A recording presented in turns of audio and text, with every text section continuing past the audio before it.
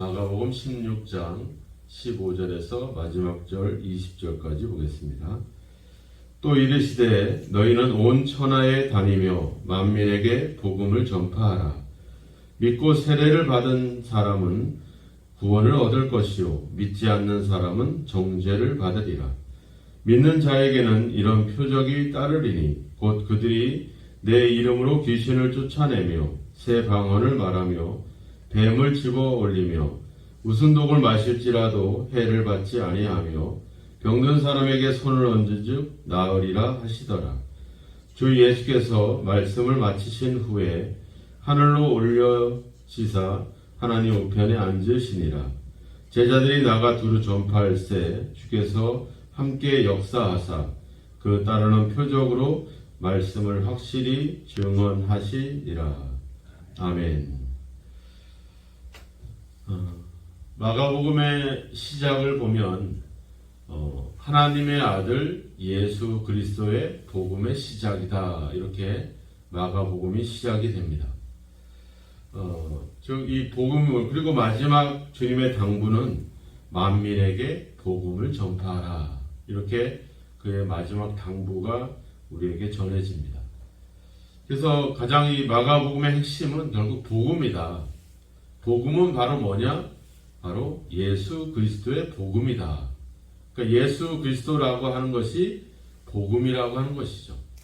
좀 더 풀어보면 예수님은 그리스도다라는 사실이 우리에게 복음이라고 하는 거죠. 그리스도라는 말은 기름 부음 받은 자, 이런 뜻을 갖고 있죠. 우리가 그 헬라어로 그리스도요, 히브리어는 메시아다, 이런 얘기를 했습니다. 그러니까 예수님은 메시아다, 예수님은 그리스도다. 그것이 우리에게 복음이다.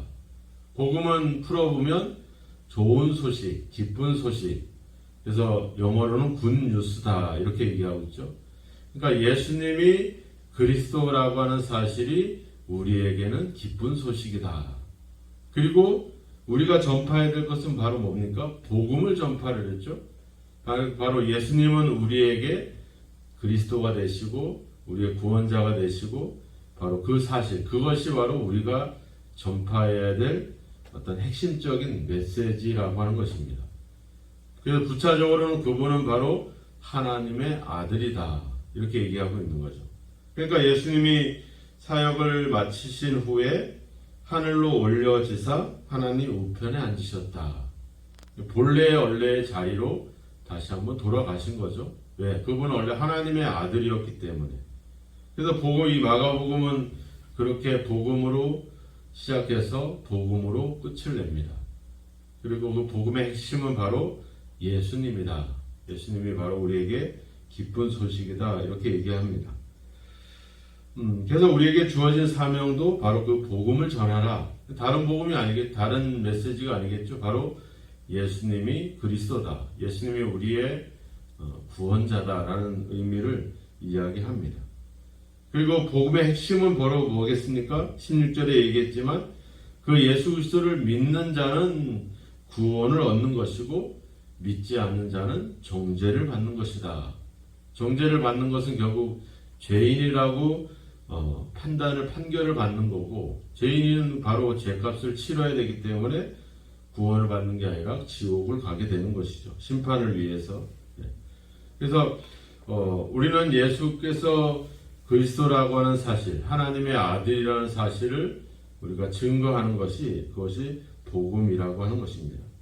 근데 오늘 19절, 20절로 가보면 다른 표현을 쓰고 있죠. 제자들을 통해서 예수님의 모든 사역은 말씀을 마치셨다, 이렇게 표현하고 있고요. 또 제자들이 나가서 뭐를 증언했다? 말씀을 증언했다, 이렇게 또 표현을 하잖아요. 복음이라고 하는 말과 말씀이라는 말에 또 차이를 우리가 여기서 느낄 수가 있죠. 왜? 복음을 증언했다. 왜냐하면 예수님이 복음을 전파하라 했으니까 복음을 증언한 것이 맞겠죠. 근데 또 말씀이다, 이렇게 또 표현을 또 조금 다르게 하고 있다라고 하는 거죠. 그러니까 결국 말씀이라고 하는 것은 예수님도 19절에 보면 예수께서 말씀을 마치셨다, 이렇게 나오죠. 이 말씀을 마쳤다라고 하는 것은 예수님의 그 어떤 그 사역의 어떤 내용을 이야기할 수 있는 거죠. 예수님 자신이 바로 우리에게는 복음이다, 기쁜 소식이고, 그 예수님이라고 하는 분이 갖고 있는 그 어떤 그 내용은 바로 하나님의 말씀이다, 그 말씀이다, 이렇게 표현을 하고 있는 거죠. 그러니까 결국 예수님의 내용이 뭐겠습니까? 그분이 우리를 위해서 고난을 당하고 또 죽임을 당하고 다시 살아나신 것, 이것이 바로 예수님의 갖고 있는 그 내용들인 것이죠. 그러니까 우리는 예수님을 전파하고 그분이 우리의 구원을 위한 기쁜 소식이며, 그분이 우리의 구원을 위해서 고난과 죽음과 부활하셨다라는 사실을 우리가 증언하는 것. 그래서 나중에 제자를 뽑을 때도 예수 그리스도와 함께 동행하면서 이제 예수님의 부활을 증언할 사람을 뽑자, 이렇게 표현하거든요. 그러니까 바로 그런 내용들, 그것을 전하는 거죠. 그러니까 우리가 전하는 내용은 우리에 대한 이야기가 아니라 예수님에 대한 이야기죠. 죄인인 우리, 구원받지 못할 우리를 위해서 하나님의 아들 예수께서 우리에게 오셨다, 그 자체가 우리에게는 기쁜 소식이며, 그분이 우리의 구원을 위해서 고난당하시고 죽임을 당하시고 다시 살아나셨다, 이 사실을 우리가 증거하는 것이 중요합니다.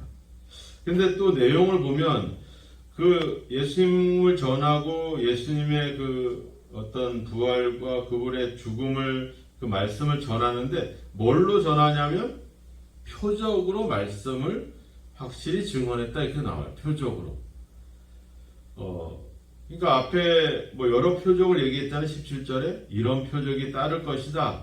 귀신을 쫓아내고 새방언을 말하고 뱀을 집어 올리고 독을 마실지라도 해를 받지 않고 병든 사람에게 손을 얹은 즉 나을 것이다.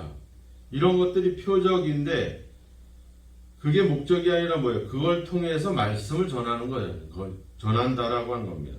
이 표적이라고 하는 말은 헬라어 말로는 세메이온입니다. 이걸 영어로 얘기하면 사인이에요. 사인. 우리가 사인이 보통 우리가 간판을 사인이라 이렇게 얘기하잖아요. 우리 교회도 이렇게 들어올 때 저쪽 입구에 보면은 신갈 그리스도의 교회라고 하는 그 간판이 2개가 달려 있어요. 건너편에도 하나 있고 앞에도 있고, 잘 보이질 않아서 좀 그런데 그 간판을 보면서 저쪽으로 가면 신갈 그리스도 교회가 있구나, 이렇게 표시되는 거거든요. 우리 식당도 보면 뭐 맛집 보면 무슨 국밥집 이렇게 보면서 저 집이 국밥집이구나. 근데 그 간판이 목적은 아니고, 간판이 국밥이 아니잖아요, 그죠? 가서 국밥을 먹어야 되는 겁니다. 그 간판이 저기 서 있다고 저기가 신갈교회가 아니라 여기가 신갈교회가 되는 거죠. 그거는 하나의 그래서 세메이노라는 말은 이 화살표라고 하는 그런 뜻도 갖고 있어요. 그러니까 우리 교회를 가리키는, 그러니까 화살표가 목적은 아니잖아요, 그죠? 이정표가 목적은 아닙니다. 저걸 보면서 저쪽으로 가면 교회가 있구나, 이걸 알게 되는 거죠.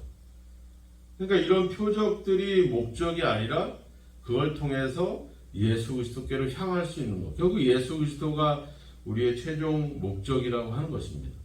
근데 이 사인이라고 하는 말은 뭐 우리가 귀신을 쫓아내고 뭐 세방언을 말하고, 우리는 약간 그 기사와 이적 뭐 그런 표적들을 이야기를 하지만 이 표적이 누구를 통해 나타나는 겁니까? 결국 우리를 통해 나타나는 거거든요. 우리 제자들, 또 우리를 통해서 하나님이 우리가 예수 그리스도를 전할 수 있도록 그 우리가 사인이 되는 거죠. 그러니까 우리의 삶이 그들에게 이 말씀과 예수 그리스도에 대한 하나의 사인이 되는 거, 이정표가 되는 거죠. 우리가 그 말씀이 아니다. 우리는 그저 화살표인 거죠. 사인인 거죠.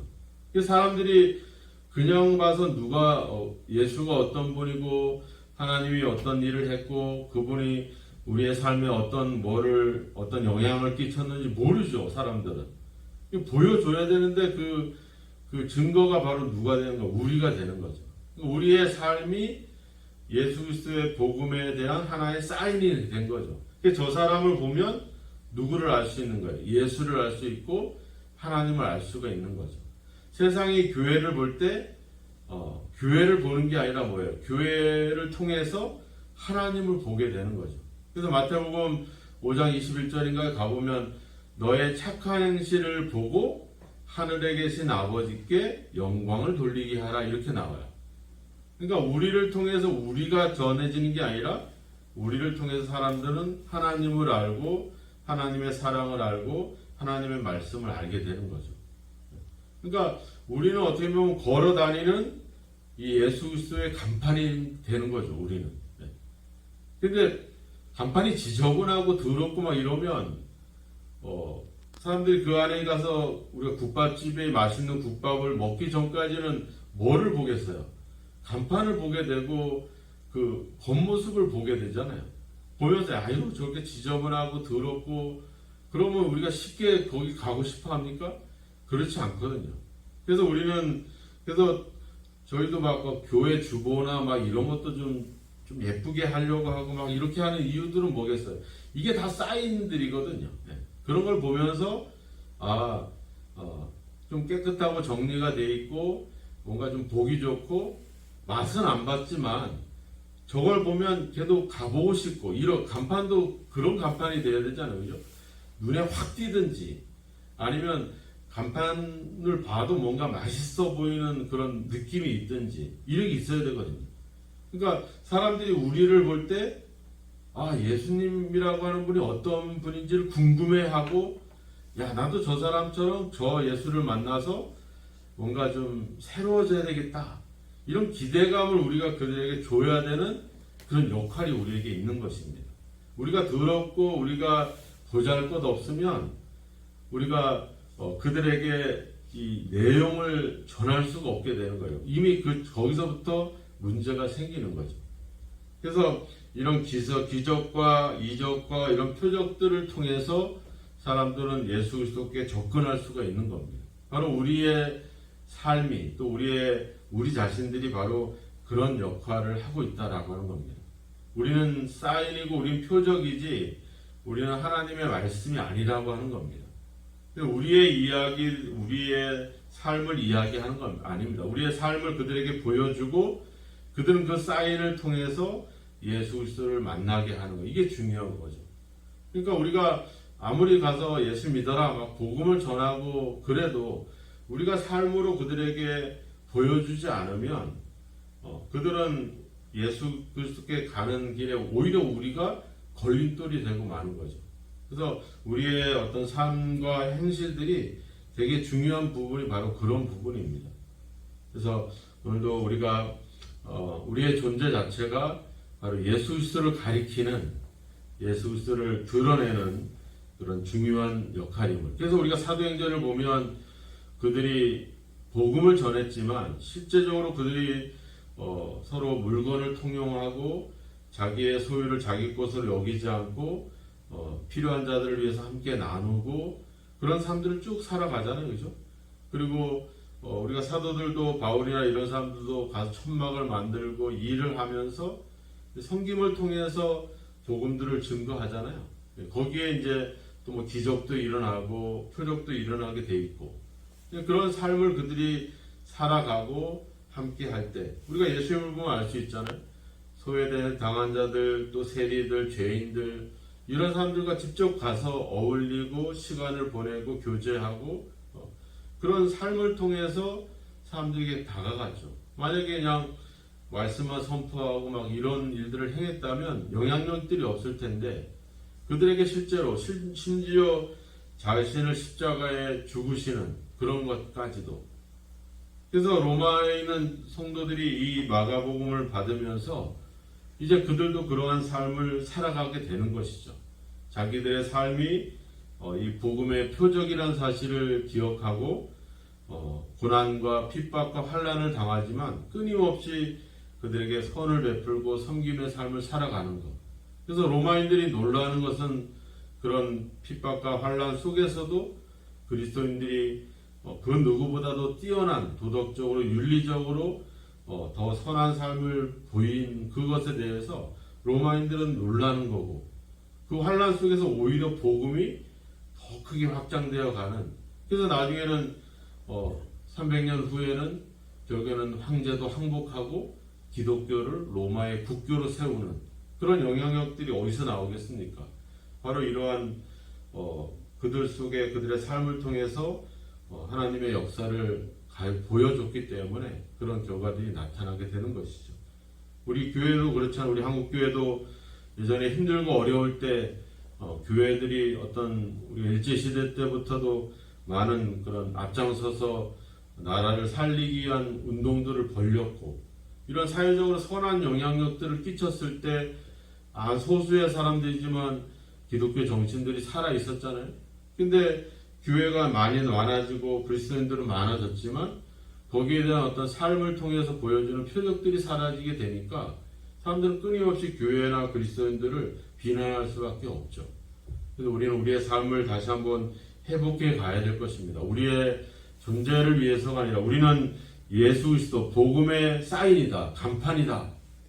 우리를 통해서 예수 그리스도를 그들이 알아가야 하는 중요한 역할에 있음을 오늘 다시 한번 기억하시고 우리가 오늘도 어떤 행동을 하고 어떤 삶을 살든지 그것이 우리는 예수 그리스도를 가리키는 삶이 될 수 있도록 우리가 좀 더 말씀대로 또 믿음대로 살아가야 될 줄로 믿습니다. 오늘 우리 자신이 예수 그리스도를 가리키는 중요한 복음의 말씀의 표적이라는 사실을 기억하시고 여러분들을 통해서 많은 사람들이 주께로 돌아오는 역사가 있도록 그런 믿음의 삶을 살아가시기를 주님의 이름으로 축원합니다. 기도하겠습니다. 하나님 아버지, 로마에서 핍박과 환난과 고난 속에서도 아버지 예수 그리스도의 복음을 증거하기 위하여 아버지 그들을 대적하고 싸우기보다 아버지의 사랑으로 섬김으로 살아왔던 그 환난과 핍박을 이겨냈던 많은 초대교회 성도들을 바라봅니다. 오늘날 우리가 더 자유롭게 행복하게 신앙생활 할 수 있었지만 우리가 그들처럼 아버지 우리의 삶을 통해 예수 그리스도를 증거하고 드러내는 삶을 살고 있는지 한번 우리 자신들을 돌아봅니다. 하나님, 고난과 환난 속에서도 그러한 삶을 살아오셨던 주님, 그리고 초대교회 성도들을 우리가 다시 한번 생각하면서 이제 오늘도 우리의 삶이 예수 그리스도를 증거하고 예수 그리스도를 가리키고 예수 그리스도를 보여줄 수 있는 그런 아버지와 표적의 삶을 살아가는 저희들이 되게 하옵소서. 우리의 이야기, 우리의 성공을 그들에게 증거하지 않고 오직 예수 그리스도만이 우리의 기쁜 소식이며 좋은 소식이며 그분이 아버지 우리를 위해서 고난과 죽임을 당하신 사실들을 우리가 증거할 수 있는 우리의 삶으로 그것을 드러낼 수 있는 그런 삶이 되도록 오늘도 우리를 사용하시고 인도하옵소서. 우리를 통해 다시 한번 복음이 아버지 역사되고 시작되고 복음이 아버지 말씀이 증언될 수 있는 귀한 아버지 복음의 아버지 역사가 계속되어 갈 수 있도록 오늘도 우리를 사용하시고 우리를 인도하시고 함께 하옵소서. 예수님의 이름으로 기도하옵나이다. 아멘.